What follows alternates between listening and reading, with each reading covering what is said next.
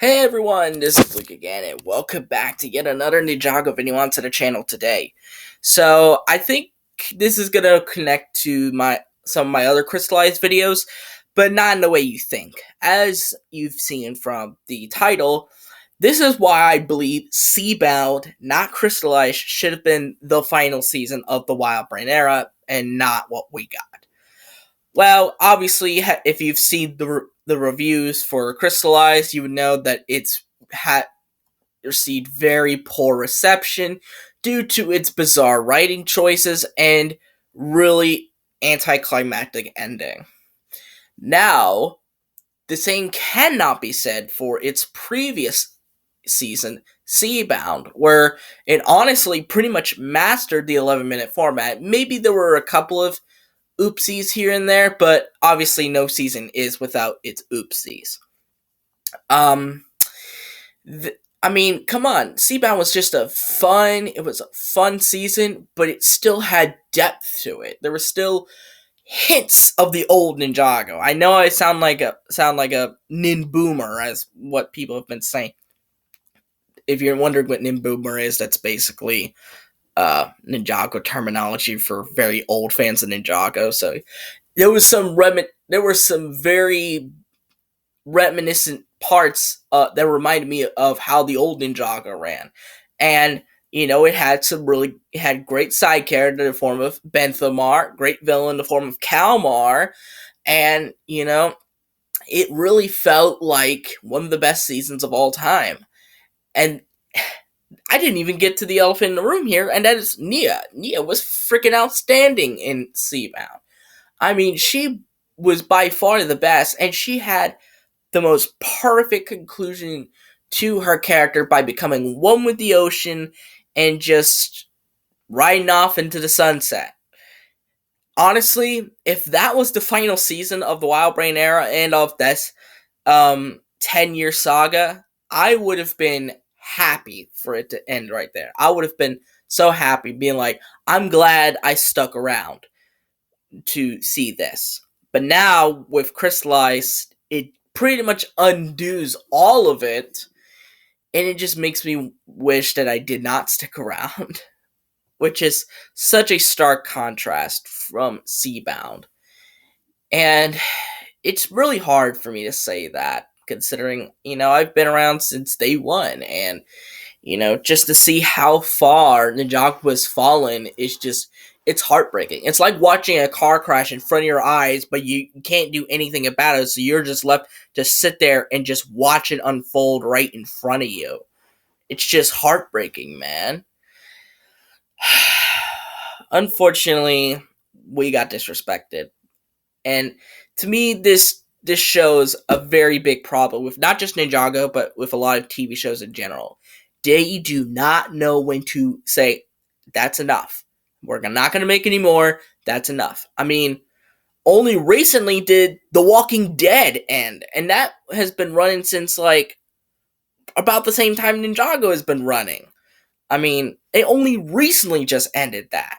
And this is talking about the original, not Fear of the Walking Dead, but the original Walking Dead. So, I mean, it's fine to have like a reboot or a continuation here and there, but you have to make it sort of stand out for the rest. And that's what I'm worried about with the current day Ninjago, is that if it doesn't make the necessary changes it needs to make, it's not going to stand out from its predecessors, and ultimately, because of that, it's going to fail. Now, obviously, it can work with the same old characters. I mean, many shows have done this before, and it's been the same thing. I mean, the best example I can think of is Pokemon. I mean, Ash has been around since Pokemon started, and he's still a franchise player to this day.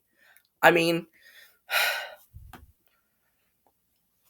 but the thing is, with Ash, not all the characters stayed. So, like, Misty and Brock from the old days, they were eventually recycled, and they brought in new characters. And that's what I think the new Ninjago should do. I'm sorry if this is getting off track, but this is just gonna be a little bit of a rant. That's why I feel that it needs to essentially recycle some of the old characters. Maybe keep some of them. Like, maybe keep, let's say, Cole, Lloyd, and Zane. Like, those three I could see sticking around.